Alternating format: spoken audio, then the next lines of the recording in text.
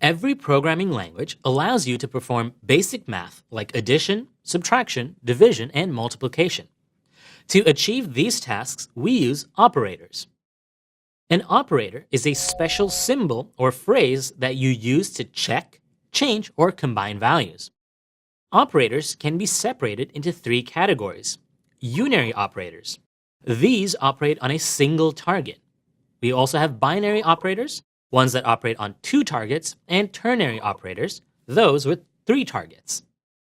We'll start with binary operators because they're ones we're most familiar with. We've already used an operator or two in this course.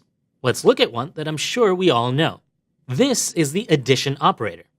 It is a binary operator because, as we defined earlier, binary operators operate on two targets.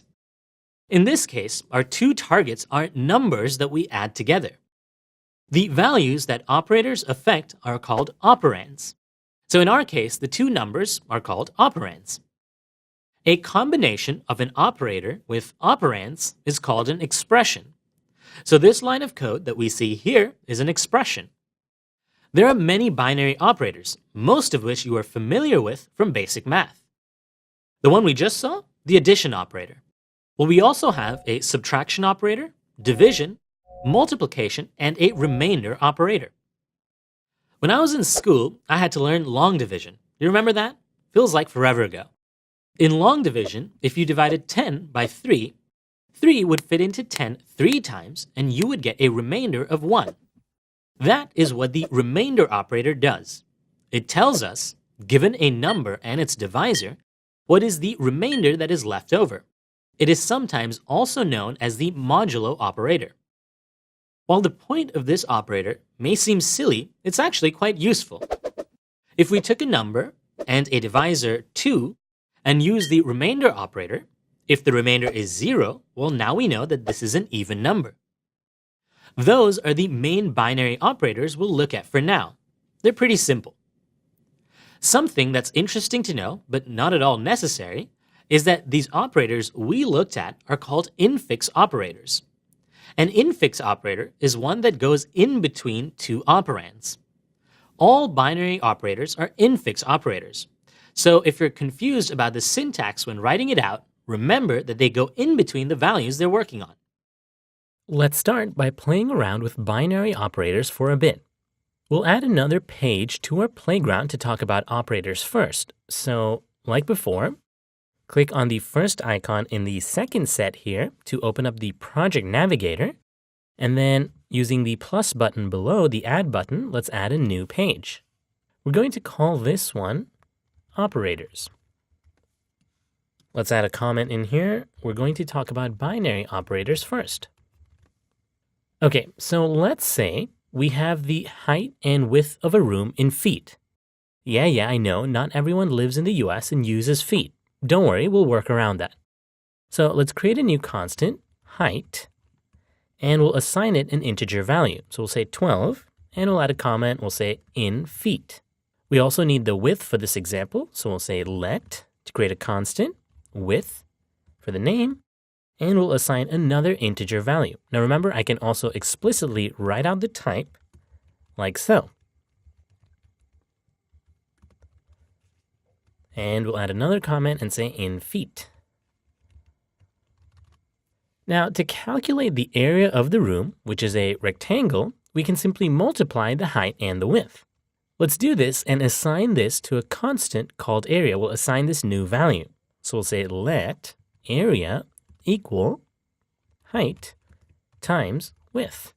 So this is the multiplication operator, which is the asterisk symbol. And it's a binary operator which goes in between two operands, like so. Now the unit of measurement for this is area in square feet.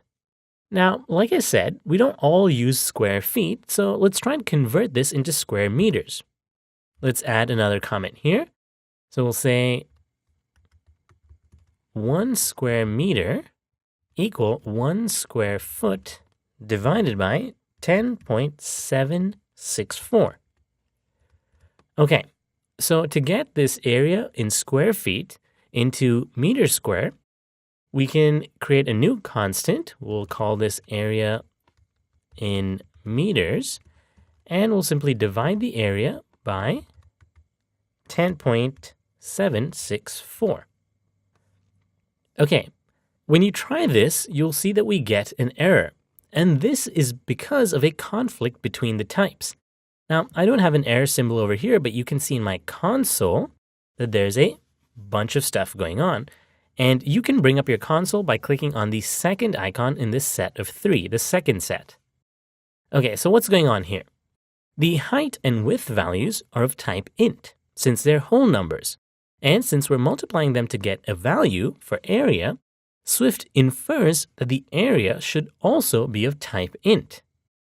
Now, we can't simply combine two types willy-nilly. Now, in real life, you can simply divide this area, which would be 120, by 10.764. We know what to do. But the compiler doesn't.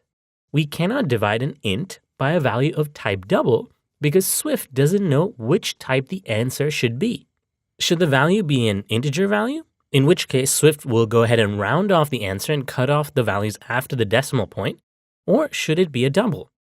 Now, we can solve this for Swift by changing the values for height and width to be double by either adding decimal points or explicitly specifying the value. So we'll say let height double, let width double. And now everything should resolve itself. So pretty simple stuff, as you just saw. We use the multiplication and division operators, but it's important to know that unlike in the real world, you have to be careful about what types you use. You can't simply divide an integer by a double or even multiply it. In the next video, let's take a look at some other binary operators.